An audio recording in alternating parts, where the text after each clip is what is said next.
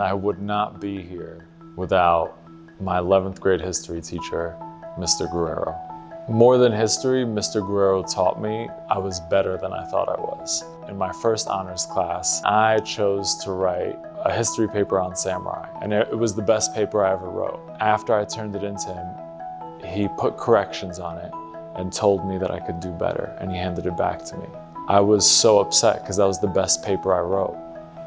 But I was also encouraged because I knew he believed in me and I knew I could do better too. And I made those corrections and I handed back to him, and he did that to me 2 more times. So 3 times he returned the best paper I ever did. And by doing that, he taught me that I was smarter, more resilient, just more determined than I knew I was. And I knew that that was something transformative. So when I was younger, I really struggled with reading. Starting in 3rd grade, I was pulled out of my normal class and had reading intervention. And I think that made me super self-conscious about my ability as a learner.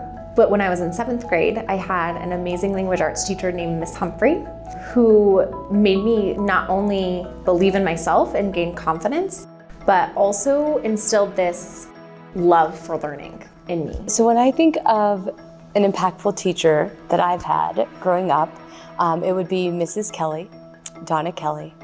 She was my 4th grade teacher. I was kind of always the odd one out growing up. I mean, I didn't look like everyone else that I went to school with, so I always felt kind of that rapport of like not really fitting in, but really wanting to. And she really just gave me an avenue to do that. She really made me believe in myself and really made me realize like being different doesn't always have to be bad, it could be really good.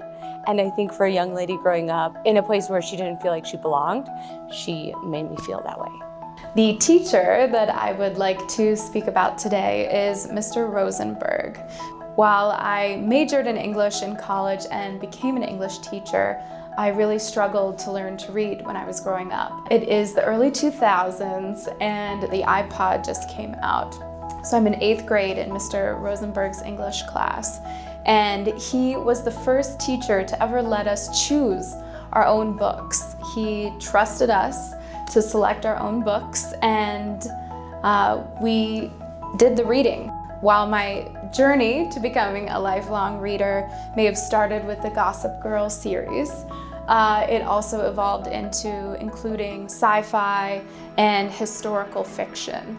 So the gift of a love of reading is what I am so grateful for from Mr. Rosenberg. It benefited me then and long into the future. So thank you, Mr. Rosenberg.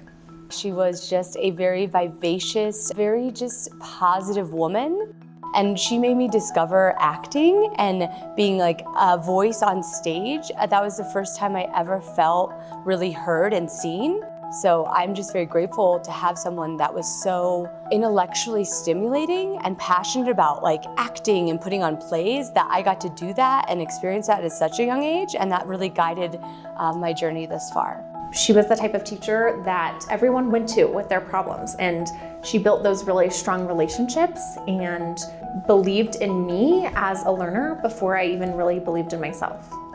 More than topics in history or commas on a paper, realizing that you're more powerful than you think you are is what a good teacher does for you.